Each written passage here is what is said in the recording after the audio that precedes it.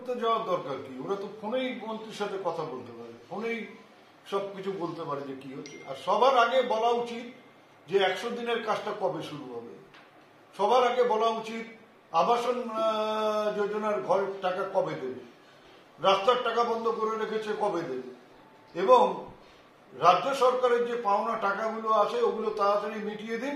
তারপরে রাজ্য সরকার যদি কোনো রকম গাফিলতি দেখায় উন্নয়নের ক্ষেত্রে, তখন কেন্দ্র যেন সেই ব্যাপারে হস্তক্ষেপ করে। এসব না বলে শুধু নাটক করতে যাওয়া যে কাজ হচ্ছে না, উত্তরবঙ্গ বঞ্চিত।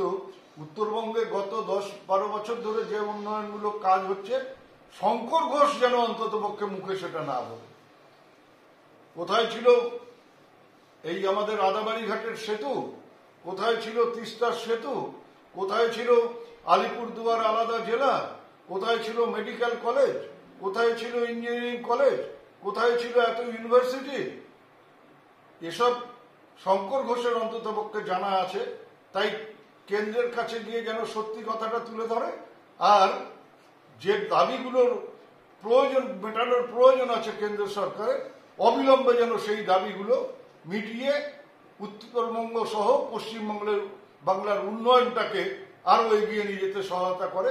সেই দিকে কেন্দ্রীয় সরকারকে তাদের ওয়াকিবহাল করা উচিত। করতে যাওয়ার দরকার কি? ওরা তো ফোনেই মন্ত্রীর সাথে কথা বলতে পারে, ফোনেই সবকিছু বলতে পারে যে কি হচ্ছে। আর সবার আগে বলা উচিত যে 100 দিনের কাজটা কবে শুরু হবে।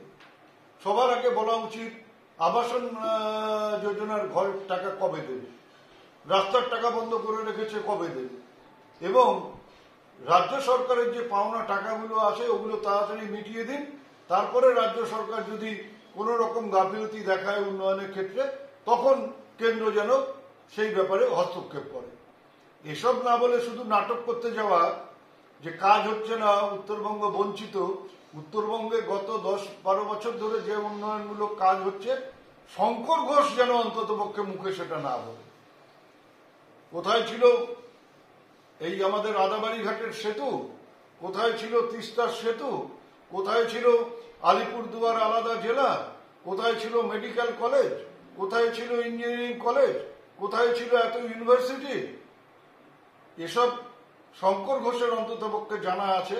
তাই কেন্দ্রের কাছে গিয়ে যেন সত্যি কথাটা তুলে ধরে, আর যে দাবিগুলোর প্রয়োজন মেটানোর প্রয়োজন আছে কেন্দ্র সরকারের, অবিলম্বে যেন সেই দাবিগুলো মিটিয়ে উত্তরবঙ্গ সহ বাংলার উন্নয়নটাকে আরো এগিয়ে নিয়ে যেতে সহায়তা করে।